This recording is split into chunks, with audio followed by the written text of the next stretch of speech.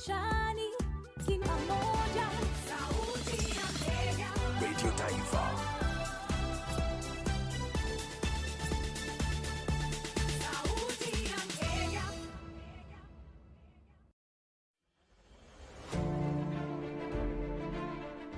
Coronavirus disease is now spreading within counties in Kenya, from person to person through contact with droplets when an infected person speaks, coughs or sneezes, or through touching contaminated surfaces and objects. Anybody with a weakened body immunity has a greater risk of contracting coronavirus disease. People living with pre-existing medical conditions such as HIV, cancer, TB, diabetes among others must adhere to their treatment to strengthen immunity and therefore should ensure they have a constant supply of necessary medicines. Contact your clinic or health facility for information on how to access treatment. Help others within your network to access adequate supply of essential medicines. Ensure that you remain connected with your local networks for any support and follow the medical guidelines provided by your health facility to prevent coronavirus. Remember to stay updated with information on coronavirus using only trusted reliable channels. For more information on COVID-19, call 719 or dial *719#. COVID-19 is preventable. Protect yourself, your family, and the community. This message has been brought to you by the Government of Kenya and its partners.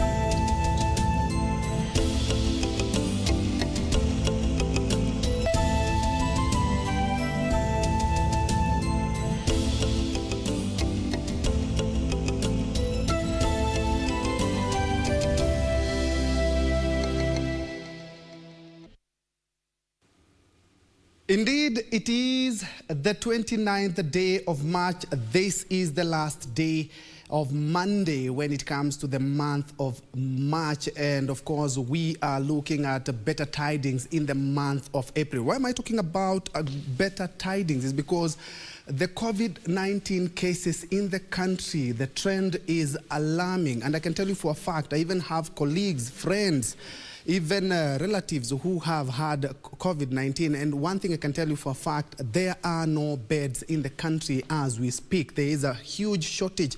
And of course, there's another shortage of oxygen in the country, but I will be telling you all about that. So as we begin this broadcast, all I can tell you is that kindly let's observe all the COVID-19 protocols as directed or guided by the Ministry of Health or as guided by the President Uhuru Kenyatta, because kindly, we need you today and also tomorrow. Of course, we have a lot in store, including business and sports. And also talking about sports, my colleague Buckley Feather, thank you so much for your updates. Kenya versus Togo actually playing in the Africa Cup of Nations as we speak. The minutes is 90+5. Togo 1, Harambee Stars 2, but unfortunately we cannot qualify for the Africa Cup of Nations. But of course we have a lot in store.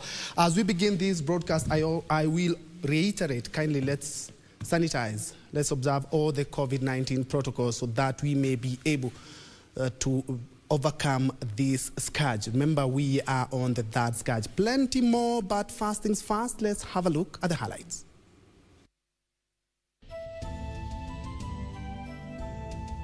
Have got about 20,000 oxygen cylinders that are out there in people's homes, that are in hospitals and other institutions. Now, these cylinders are required back to the industry immediately. Oxygen cylinders crisis. Hospitals hit by a shortage of oxygen for critical COVID-19 cases as Kenya's positivity rate rises to 26%. The red zone reality. Locals in 5 COVID-infected counties shut down indefinitely as roadblocks are mounted to isolate the red zone. Cushioning the blow, Machakos government suspends taxes levied on Mamamboga and border operators. Will other counties take the cue? And Sarah Obama no more. Former US President Barack Obama's grandmother dies in Kisumu aged 99.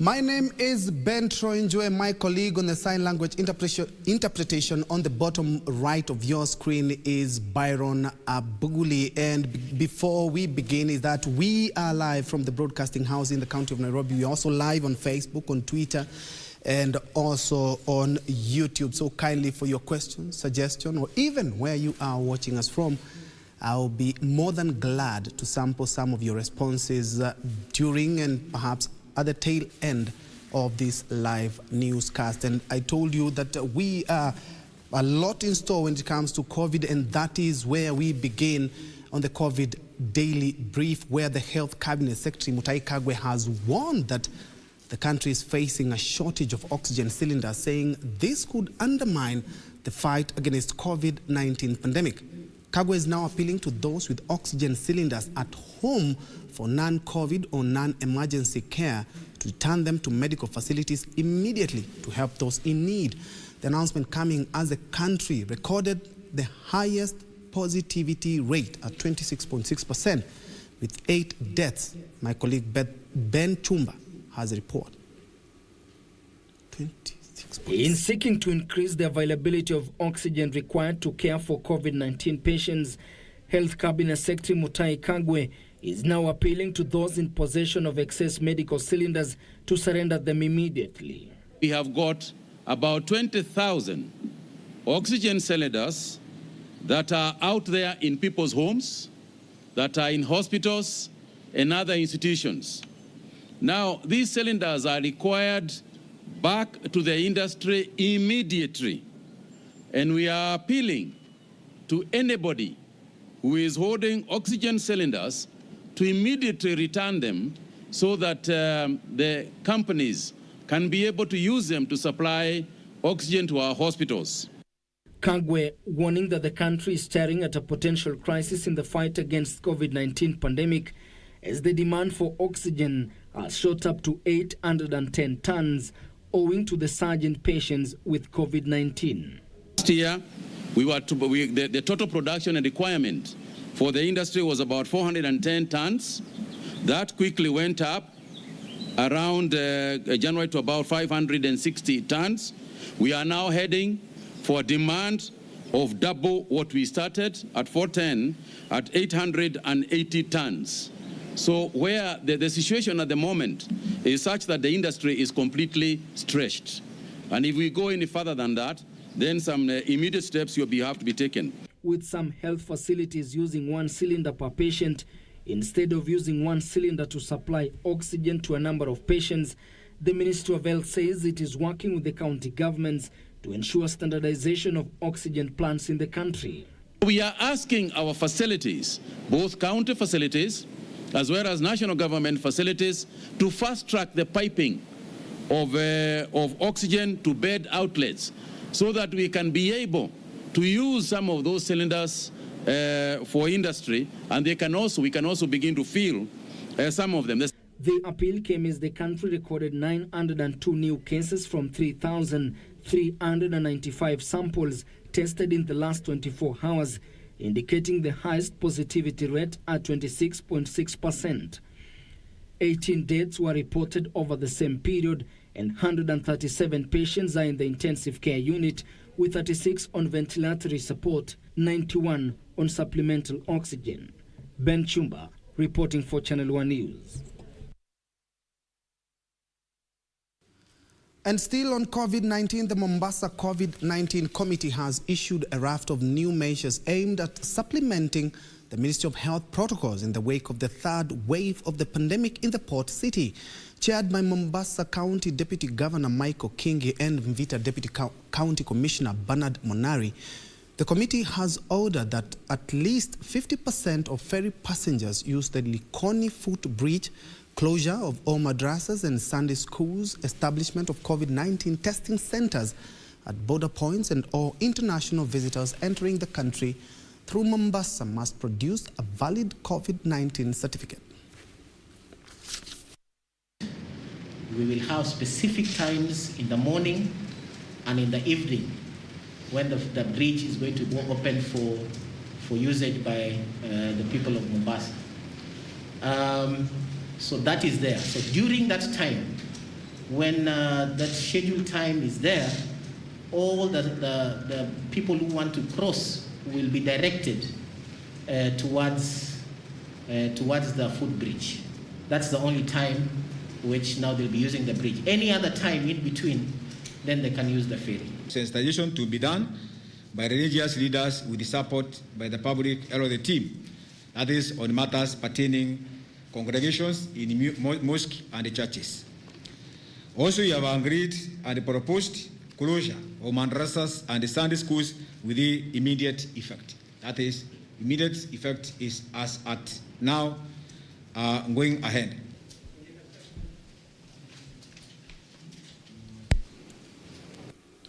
Let's now focus on COVID-19 and the courts, where the judiciary has indefinitely ceased operations in the counties of Nairobi, Machakos, Kajiado, Kiambu, and Nakuru, following the new raft of COVID-19 containment measures announced by President Uhuru Kenyatta on Friday, the 26th March, that declared the counties a disease zone. Acting Chief Justice Philomena Mwilu has directed that all courts take immediate action to eliminate non-essential physical contacts and situations that may lead to crowding. Any matters requiring a hearing during the period shall be by way of virtual hearing.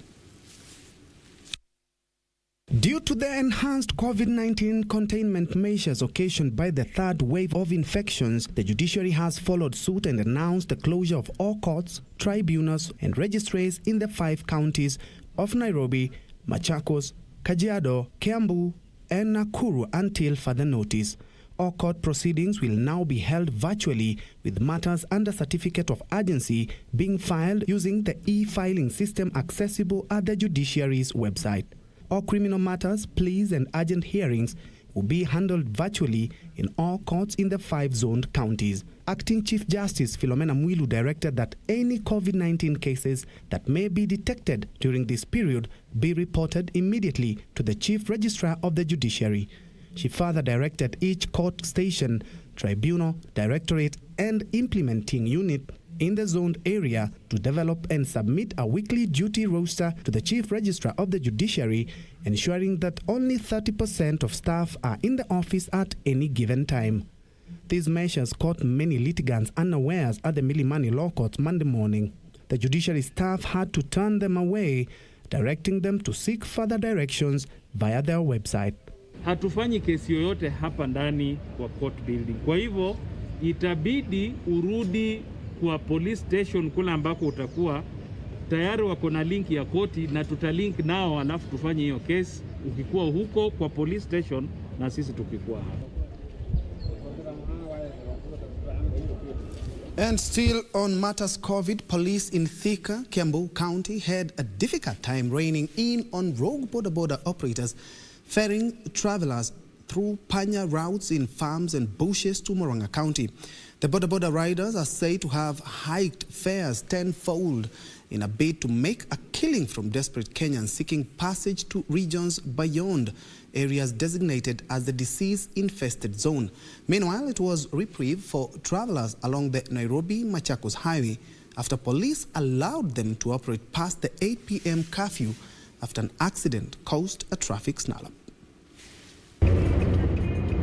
Police manning the roadblock along the Nairobi-Thika-Murang'a Road were forced to use water cannons to deter bodaboda operators from breaking COVID-19 containment measures by transporting people to counties outside the disease-infested zone of Nairobi, Kiambu, Machakos, Kajiado, and Nakuru. Na kutoka upande wa Murang'a naelekea huko upande wa Wetaidia, naenda kuangalia kashamba kangu. Juu naona kitabu kufunguliwe, hiyo kashamba itapotelea, na ndio natoaga chakula yangu. Nitarudi juu ni kupada kidogo na kurudi. Boda riders in Kiambu and Murang'a counties are said to be the most notorious as they are using all means to illegally ferry travelers. Kwetu ni hapa tu karibu, mimi nafanyia Thika town kazi. Alafu kufika pale nimeulizwa maswali na maaskari. Kaambia mimi kwetu ni hapa, niingia Thika town. Akada study, kaniambia ingia tu. Police say they will do everything in their power to bring culprits to book. Meanwhile, police in Machakos County are warning the public against flouting the new COVID-19 containment measures. Machakos County Commissioner Fredrick Ndunga says measures have been put in place to prevent inter-county movement from zoned areas. Na kwa wale ambao wanajaribu kupenyeza kupitia zile panya routes, tumeshaweka askari wengine hata kwa miguu, wengine hata kwa pikipiki. Kwa hivyo patrols ni nyingi, kando na hizi roadblocks 10 tutaweka patrols. Mahali ambapo pako notorious kwa panya routes, tutaweka hapo askari. He spoke after officers from the Rapid Deployment Unit manning the Katumani roadblock along the Nairobi-Machakos highway were forced to suspend the 8 p.m. curfew along the highway following road accident. Other roadblocks have been erected at Katua along Machakos-Wote Road, Kali along Machakos-Mboni Road, and Kwamutisia along Kimutwa-Kwamutisia Road. Irene Mchuma Odim, Channel 1. Moving on, Machakos County Governor Dr. Alfred Mutua says he will lobby various stakeholders to help cushion vulnerable Kenyans currently facing financial difficulties. And as a start, Dr. Mutua has suspended a number of levies within Machakos County with immediate effect, a move he says will help those struggling put a meal on the table. The county government of Machakos has now suspended a number of levies until 30th June 2021. Mambo 10. Moja, 100% waiver of interest and penalties of land rates for a period of 45 days up to 15th of May 2021. The county has given a reprieve to land rate defaulters as penalties have been waived by 100%. Those in groceries will pay no levies, as well as bodaboda operators within the county. Tunapunguza yale malipo ya mama mboga wakiuza kwenye soko zetu zote za Machakos, hawalipi hata kitu. Hiyo tumeondoa kabisa. Wa bodaboda operators hakuna kulipa jambo lolote, wafanye kazi bila kulipa any fees. Hizo pesa waeke kwa mfuko wasaidie familia zao. Single business permits will get a 50% relief. Dr. Mutua said he was taking the lead to help those struggling at least to keep afloat. The Machakos governor, in the meantime, is challenging other counties and the national government to follow suit, saying bill like electricity should be lowered as a sign of appreciating the challenges Kenyans are going through. Kama vile ulivyofanya pale awali ukasema ya kwamba watu ambao wajalipa stima, wamechelewa kulipa stima, wasikatiwe stima. Naomba tafadhali tusikatiwe stima. In Embu, area governor Martin Wambora has waived penalties and lowered license fees to cushion local traders. Let's now shift focus to education matters, where Education Cabinet Secretary Professor George Magoha has warned of stern action for any teacher or teachers who will be found trying to interfere with the ongoing Kenya Certificate of Secondary Education examination. Professor Magoha, who was in Murang'a County to supervise the opening of exam containers, cited an incident of a principal in Western Kenya who turned away resident teachers and brought insiders to the school.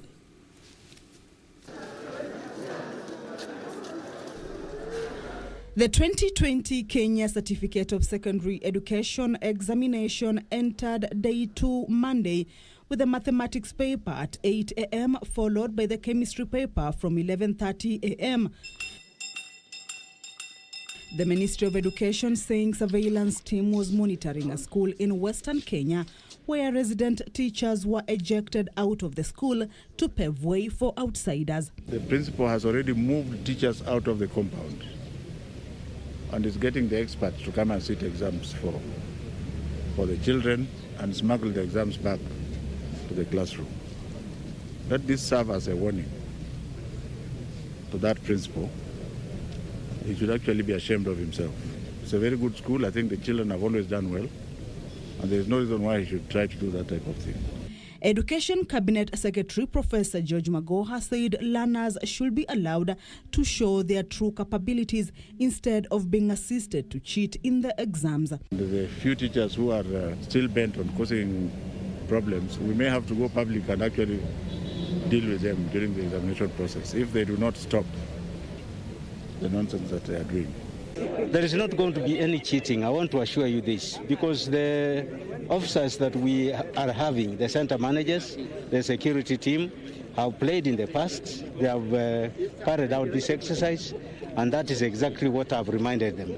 In Nairobi, the Teachers Service Commission Chief Executive Officer Nancy Masharia, who supervised the distribution of examination materials in the county, decried low uptake of the COVID-19 vaccine among the teaching staff in the country. Of course, I'm expecting the principals of secondary schools are a bit taken up right now because of what the exercise they are doing. But I'm urging all the 92,850 teachers, especially now those ones who are free and at home and are not involved in this exercise, and also the 16,500 teachers who are 50 and above also in the international and private schools. We are urging them to take, and like I'm saying, the uptake now is going a bit higher, but we can do better. A total of 751,150 candidates are taking part in the exams. Kamche Menza for Channel 1 News. And back to the corridors of justice, the Judicial Service Commission has invited members of the public to participate in the recruitment process of a Chief Justice. And to facilitate the exercise, the Commission has prepared a handbook with simplified and detailed information on the selection process, including a guide for media houses that intend to broadcast the interviews live. The Commission has invited members of the public to access this information on their website and to submit any comments or feedback on the guide before the interviews slated for April the 12th, 2021. The Judicial Service Commission JSC, in a statement to media houses signed by their Secretary and Chief Registrar of the Judiciary, Anna Amadi, noted that the recruitment of a Chief Justice was a matter of great interest for the public given the central role the office bearer plays.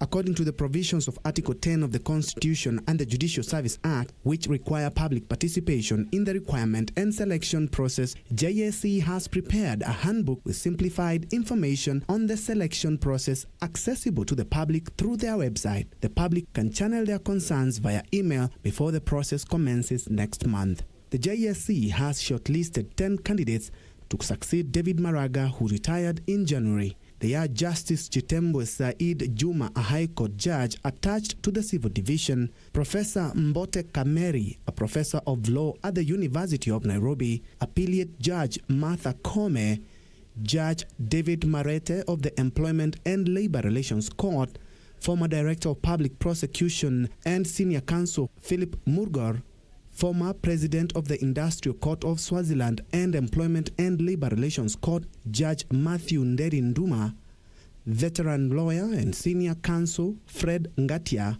President of the Court of Appeal, Justice Ouko William Okello, Professor Wekesa Moni, an associate professor at the Daystar University, and lawyer Yano Alice Chepkoech.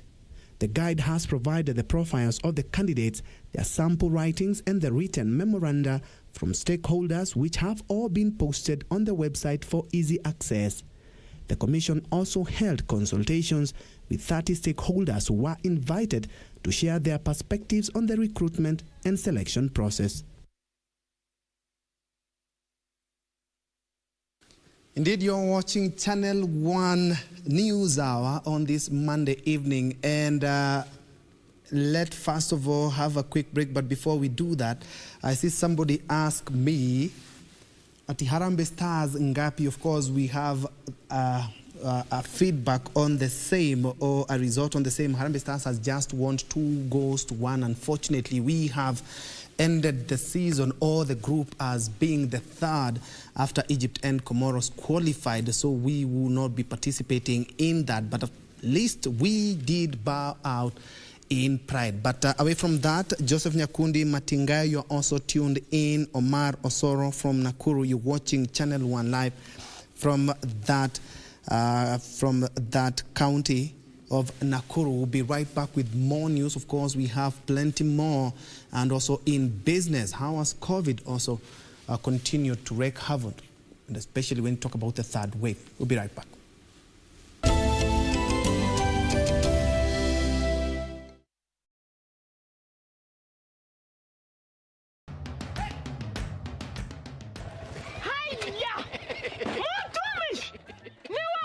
Ni mimi. Ulitoa pikipiki? Mulitani sitaomoka. Ni yako. Hii nduti ni yangu. Niliwahi pale Quickbit. Quickbit? Quickbit imekuja kusaidia wananchi kama sisi. Nilinunua 399 shillings. Juu nilikuwa the lowest unique bidder. 399 shillings. Quickbit shilingi moja unaweza nunua. Shilingi 2 unaweza nunua micro. Shilingi 5 unaweza nunua hata gari. So tupeleke huko hata. Mtu aende huko. Jiunga na Quickbit ni rahisi. Enda kwenye M-Pesa, bonyeza paybill, kisha weka business number 4032353. Kwenye account, weka kodi ya bidhaa unayotaka na bidi yako ya chini zaidi. Kwa mfano, TV 16. Kisha weka shilingi 20 tu kama idadi yako. Weka bidi yako pia kwenye www.quickbit.co.ke. Kumbuka, bidi ya chini zaidi ya kipekee ndio ununua. Quickbit, bidhaa bora kwa bei ya chini. This is grapevine, baby. This guy raps in Portuguese and English. He is the one and the only Lay Lizzy. Let's check him out. Young Nino Brown too, baby. Yep. You know what I'm saying? My name is Lay Lizzy, aka Young Nino Brown.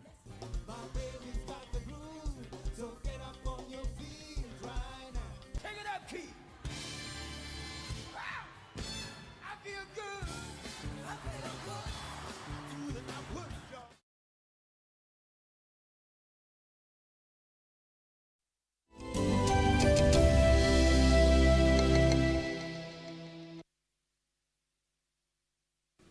Welcome back, and thanks for keeping it Channel 1.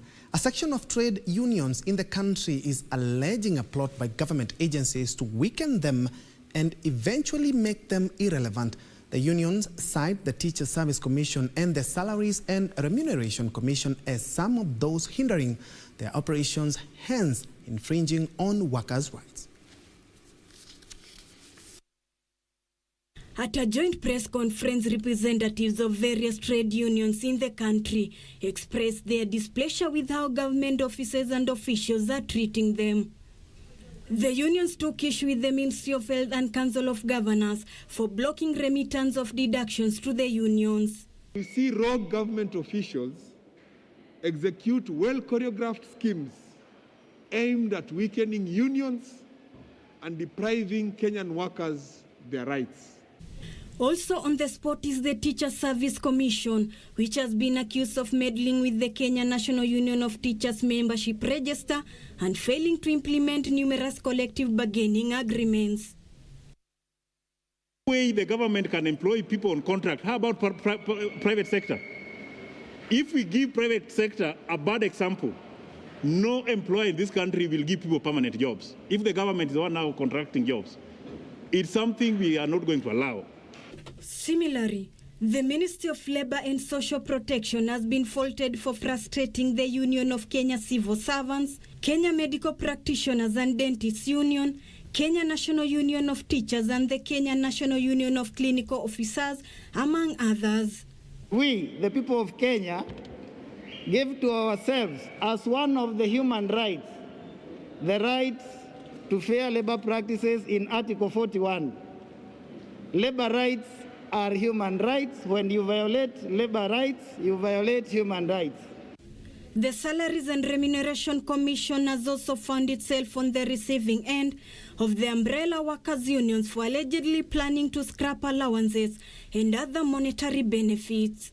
by the Salaries and Remuneration Commission that is trying to water down the gains by the unions in this country in collective bargaining. Union leaders are now calling on President Uhuru Kenyatta to intervene and protect the labor movement in Kenya. We are appealing to the president not to let his legacy be soiled by a few who have vested interest and who want to ensure that unions are dead. Express this publicly to His Excellency Uhuru Kenyatta to protect the workers of this country from these violations and attacks. Ruth Wamboi for Channel 1 News. Elsewhere, the late Sarah Obama will be laid to rest tomorrow at her Kogelo, Siaya County home. Sarah Obama, who is the revered grandmother of former U.S. President Barack Obama, died early today at the Jaramogi Oginga Odinga Teaching and Referral Hospital in Kisumu, aged 99 years. President Uhuru Kenyatta, his deputy William Ruto, and ODM leader Raila Odinga among leaders who sent their condolences, with the former U.S. president penning a long tribute in our honor. Wycliffe Okech reports. Preparations are underway at the home of the late Sarah Obama ahead of her burial tomorrow. Sarah Obama died at the Jaramogi Oginga Odinga Teaching and Referral Hospital in Kisumu, where she had been admitted following a short illness. She died at the age of 99 years. Kisumu Muslim Association Chairman Sheikh Musa Ismail, who is also the family spokesperson, said that the departed matriarch will be buried in accordance with Muslim rites. Mama atazikwa kabla ya saa 6 mchana. Na watakaohudhuria mazishi ni familia pamoja na wale ambao walikuwa wanaandaa swala hili la mazishi na marafiki wachache, ili tuweze kufuata sheria ambayo serikali imeweka ya kuwa watu wasiweze kuwa wengi katika mazishi.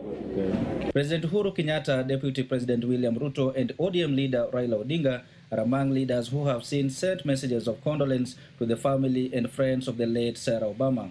In a long tribute to his grandmother, former U.S. President Barack Obama said, and I quote, "When I first traveled to Kenya to learn more about my heritage and father, who had passed away by then, it was Granny who served as a bridge to the past, and it was her stories that filled a void in my heart." End of quote. In his message of comfort, President Kenyatta mourned the Obama family matriarch as an icon of family values and a philanthropist whose contribution to the progress of the Kenyan nation shall be missed dearly. Deputy President William Ruto reckoned that Kenya has lost a charismatic, self-determined, and a formidable figure who supported the vulnerable in the society. Raila eulogized the departed philanthropist as a matriarch who lived ahead of time. The late Sarah Obama will be dearly missed by locals as a philanthropist whose actions touched the lives of the less fortunate in the society, including widows and orphans, through the Mama Sarah Obama Foundation. Wycliffe Okech reporting for Channel 1 News from Siaya County. Moving on, 49 revelers were arrested in Isiolo town and more than 20 shisha apparatus confiscated during a police operation which was conducted during the curfew hours. Isiolo County Commissioner Herman Shambi called on the locals to work with the authorities by sharing information about criminal activities. Following a crackdown on businesses operating during curfew hours, during which 49 people were arrested and shisha equipment seized, the Isiolo County Commissioner Herman Shambi said police are now on high alert and urged the public to volunteer crucial information that will help the police to arrest more culprits. Na wananchi mpaka tushirikiane tupige vita hizi vitu, otherwise we are going to lose a whole generation tukiacha vijana kutumia hizi vitu kiholela holela namna hii. Kwa hivyo hii ni exercise ama ni operation ambayo imeanza. Tutahakikisha wiridi Isiolo tunaondoa hizi mashini kabisa.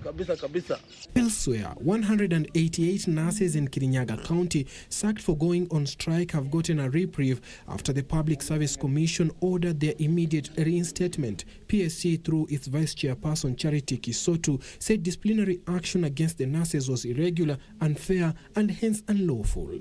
We can only direct our members to go back and give their services, which I know they are very ready to go and commit themselves to give their community the health services they yearn for. Meanwhile, hundreds of workers in the hospitality industry in Naivasha faced the sack following the introduction of new prevention measures in 5 counties hardest hit by COVID-19. This came as government and private institutions cancelled all planned workshops in and around the lakeside town, which is currently ranked among the top conference locations in the country.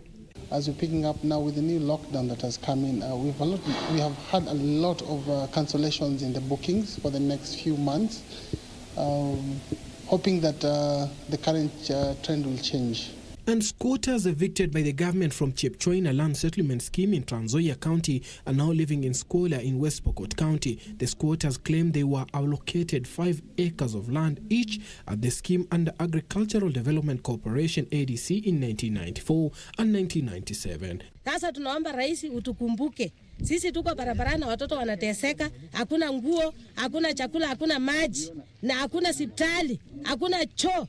Watu tunateseka. Finally, youths under the Kazi Mtaani initiative in Baringo County have begun rehabilitating Chipalungu Forest. The casual laborers were able to generate over 210,000 seedlings which will be planted this season. Bomet County Conservator of Forest Ann Juma Nyaoke lauded the youths, saying they have achieved a lot in the past 8 months.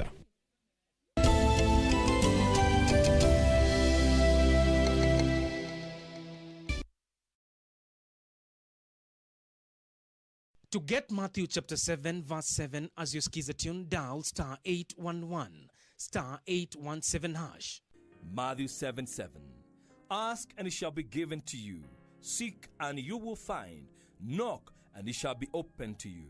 For everyone who asks receives, and he who seeks finds, and to him who knocks the door is opened for him. To get skiza tune, dial star 811 star 817 hash. Star 811 star 817 hash. On the next episode of Ashoka, You will not escape. Just move aside, or else I will forget that you are my family. Ashok? And if that old lady ends up mentioning our names at the royal court, then it would be impossible for us to escape.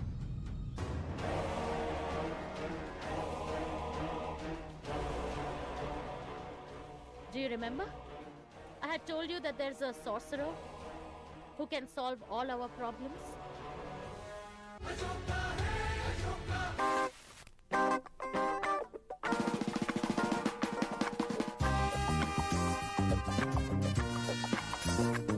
Ulichukulia kwa mfano ndani ya matatu. Yaani mtu mzima na miaka zake, hizo miaka zote mtu ajui kujua kuandika note, noti tu peke yake. Kusoma kweli itasaidia. Jana nini nakusumbua na mimi? Nauliza, ni bwana? Don't you dare insult me, okay? Mama Angel, don't you dare. Haya, kwani ni vita? Nini wewe? Yaani wataka kumpiga. Huwezi mpige umpige nini?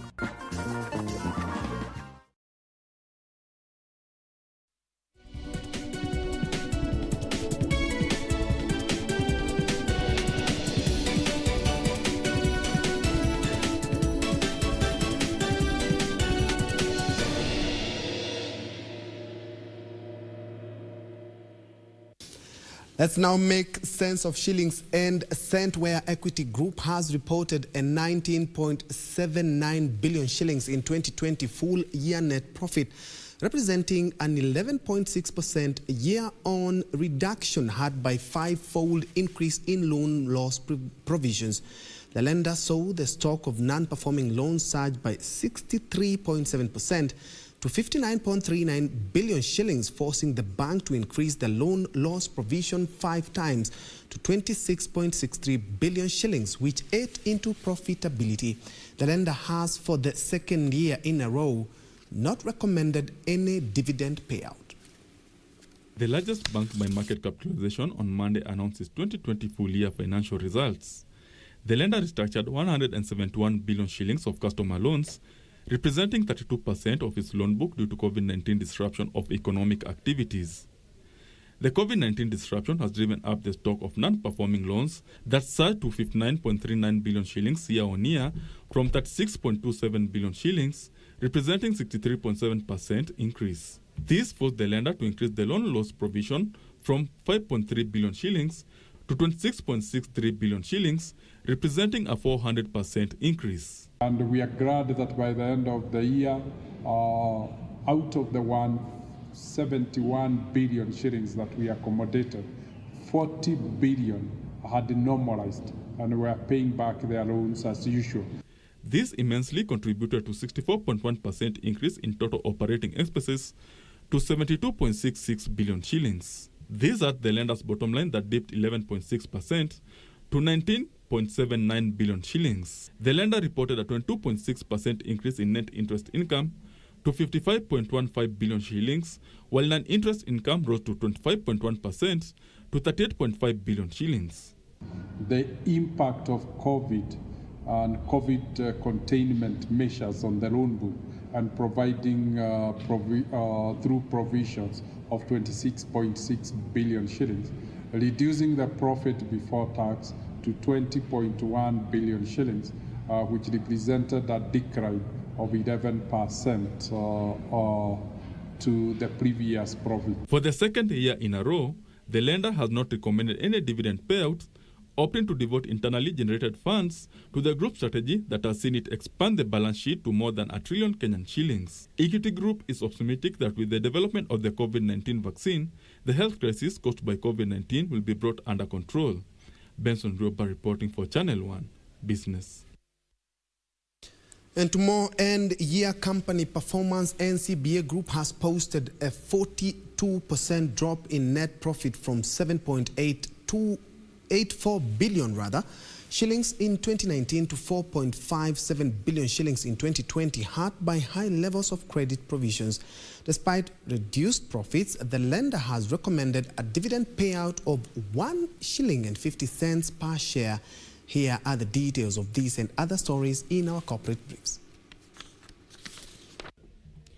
This is the first time NCBA is announcing full-year results as an entity following the merger of NIC Group and CBA. In October 2019, NCBA restructured customer loans worth 78 billion shillings in 2020.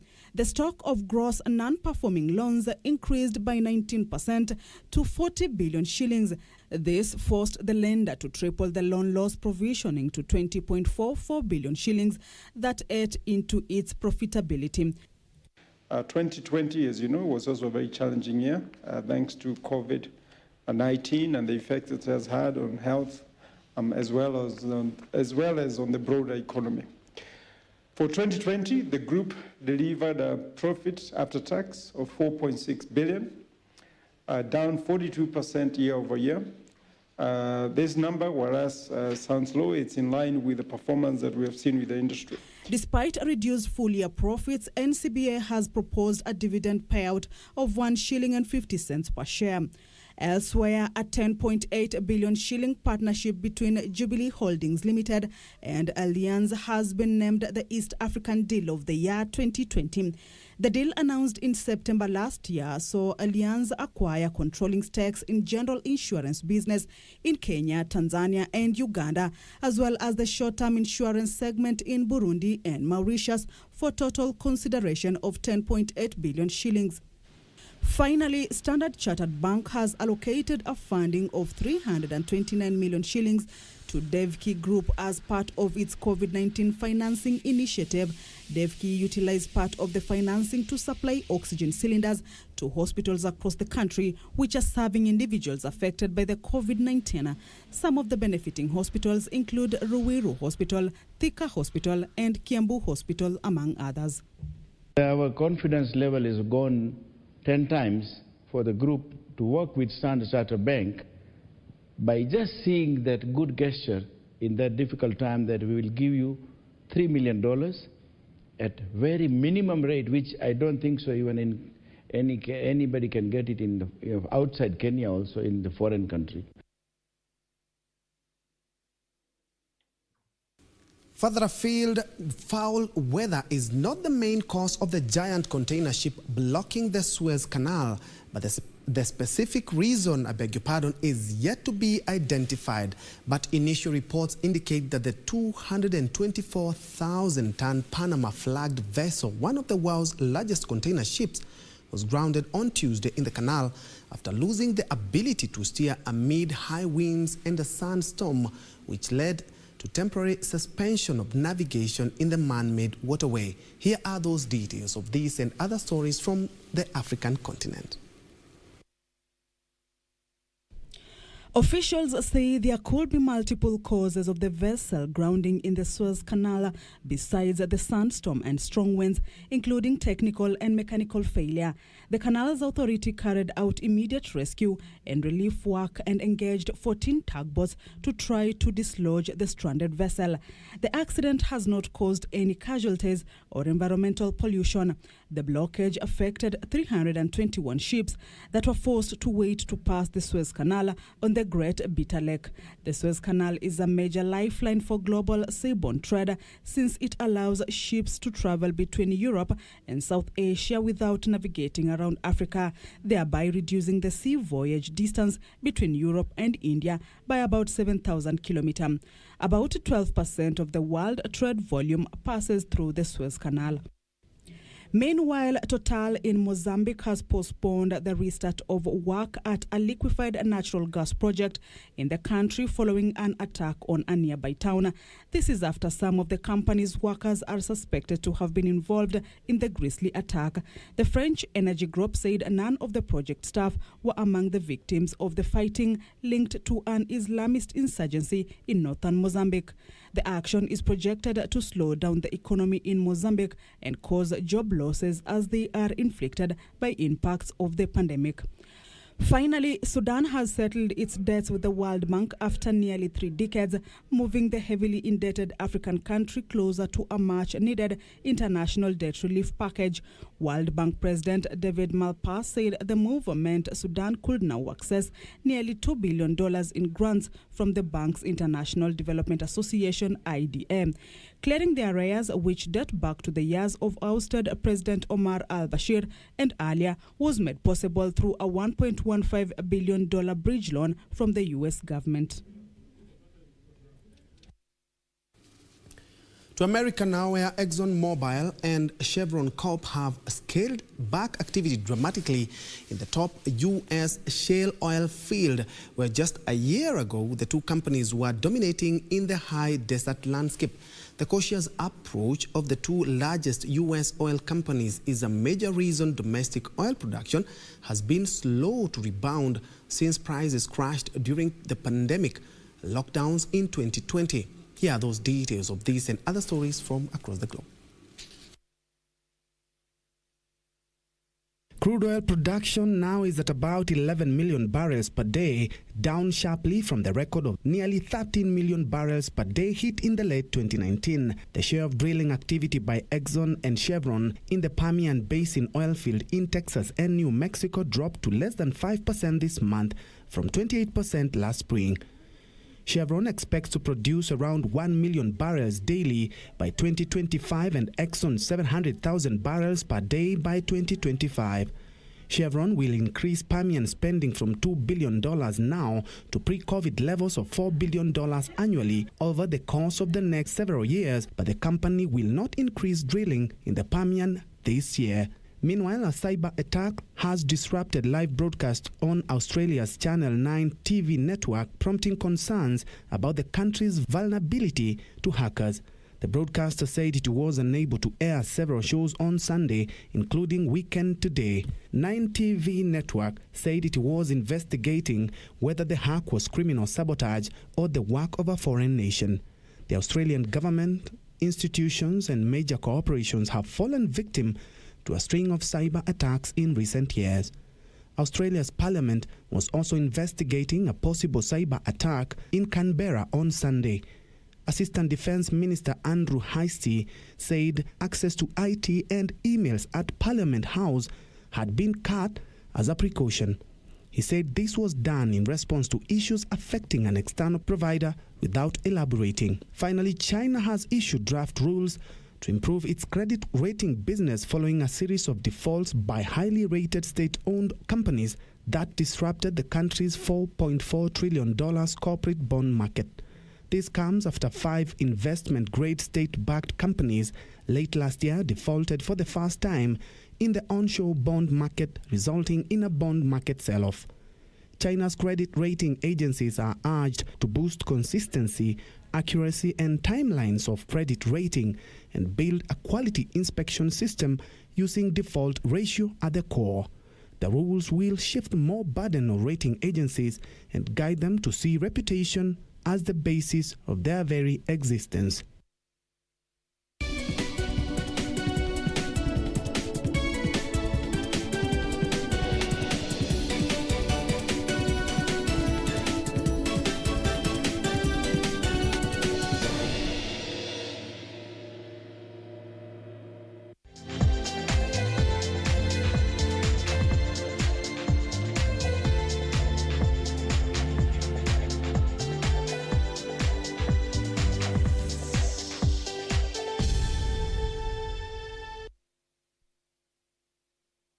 Sports, and we begin with AFCON. Of course, I've received a lot of comments on the same, where national soccer team Harambee Stars bowed out of the Africa Cup of Nations qualifiers with a little pride after beating Togo 2-1 in their final Group G game, which has just ended a couple of minutes ago in Lome in Togo. Hassan Abdallah gave Harambee Stars the lead in the 29th minute, and Masoud Juma sealed the win in a 62nd minute penalty. Togo, under consolation from the sport, actually in the dying minutes, in the 90th minute, Egypt thrashed Comoros 4-1 to finish top of the group with 12 points, 3 above Comoros, who also qualified. Togo finished last on just 2 points. Other games played today. Malawi beat Uganda 1-0, so you know very well that of course, Uganda are also out of the AFCON. Burkina Faso defeated South Sudan 1-0.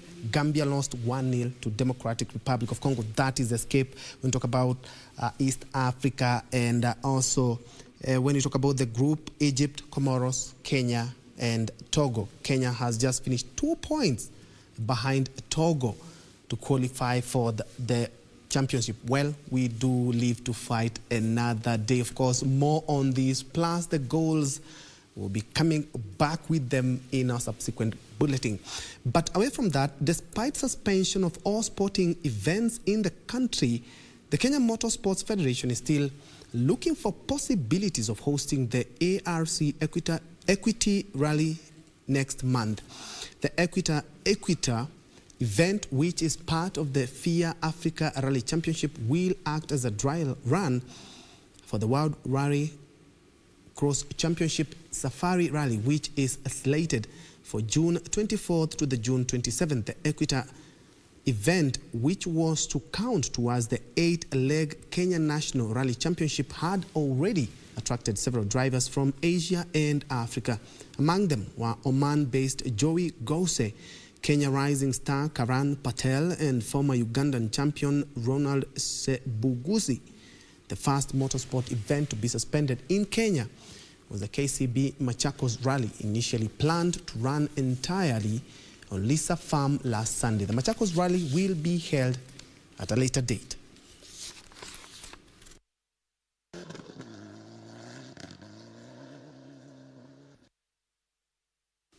And across borders, European teams continued with their 2022 World Cup qualifiers last night with a couple of matches on the cards. Germany secured their second win after a narrow 1-0 win over Romania, while Italy topped Group C after a 2-0 win over Bulgaria. The win saw Germany sit at the top of Group J on 6 points and will face North Macedonia on Wednesday. Italy lead Group C on goal difference from Switzerland following a 2-0 win in Bulgaria, as Roberto Mancini's men extended their unbeaten run to 24 matches. Torino captain Andrea Bellotti opened the scoring from the spot before Manuel Locatelli curled in the second, in the 82nd minute to all but ensure victory. Signe, nicely worked, Locatelli, yes! That's a very, very nice finish to make the game safe. Mount added the second in the second half to ensure the Three Lions top Group I with 6 points. In other matches played, Sweden edged Kosovo 3-0. Liverpool's Shaqiri goal gave Switzerland a 1-0 victory over Lithuania. France won 2-0 at Kazakhstan. Denmark thrashed Moldova 8-0, while Spain managed a late winner in Georgia to win 2-1. Now to get this goal, although with the shot, and it's gone in, and Spain have done it. 2 minutes into added time at the end of the game. It is an absolute heartbreaker for Georgia and their supporters in this stadium. Dani Olmo is the hero for Spain.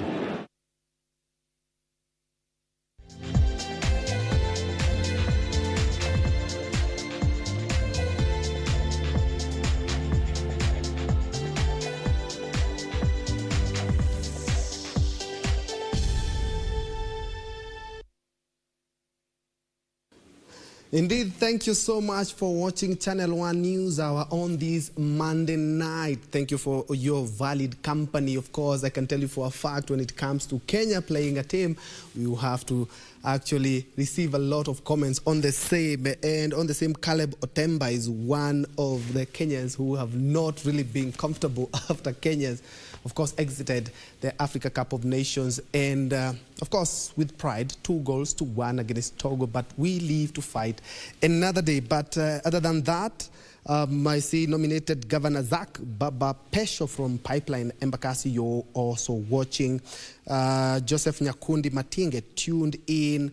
Omar Osoro from Nakuru, you are tuned in. Eunice Maina, thanks so much for tuning in and for your comments. Of course, Enos Modi following KBC News at 9 p.m. Ben Koech, Kiplagat, you are also in. Of course, some asking about the game. 2-1 it is. Watching live from Ngeria, Uasin Gishu.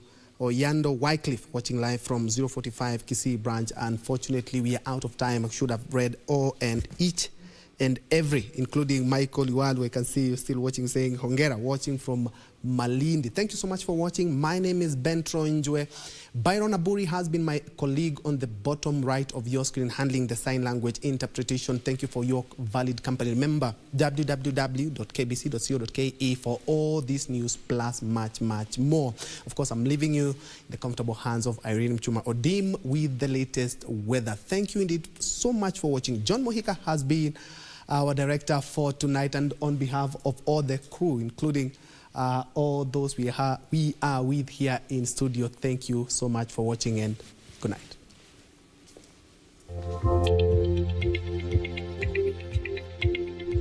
Good evening and a very warm welcome to Channel 1 Weather Updates. My name is Irene Mchuma Odem.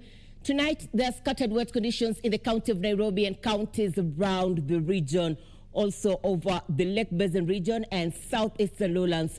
This, as the rest of the country, is covered with partly cloudy conditions, and that is how the night will be. The capital is tonight experiencing highs of 16 degrees Celsius, and tomorrow waking up to sunny intervals over most parts of the country, though the capital, Meru, Nyeri, and Machakos, also Voi, will experience scattered wet conditions during the morning hours, with a lot of cloudy weather patterns characterizing most parts in these regions.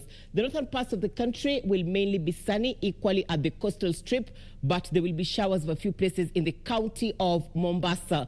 The Lake Basin region will largely experience sunny intervals during the morning hours, but there'll be rains in Kisii and Narok during the early morning hours. Equally scattered wet conditions in the county of Kisumu, and in the afternoon there'll be an increase of wet conditions over the Lake Basin region and western parts of the country. These will be showers accompanied by thunderstorms, which will largely affect several areas, and the northeastern parts of the country. Equally, the northwestern will in the afternoon experience sunny intervals. The coastal strip will mainly be sunny. For you in Meru, Nyeri and Nairobi, also Machakos, Voi and Makindu.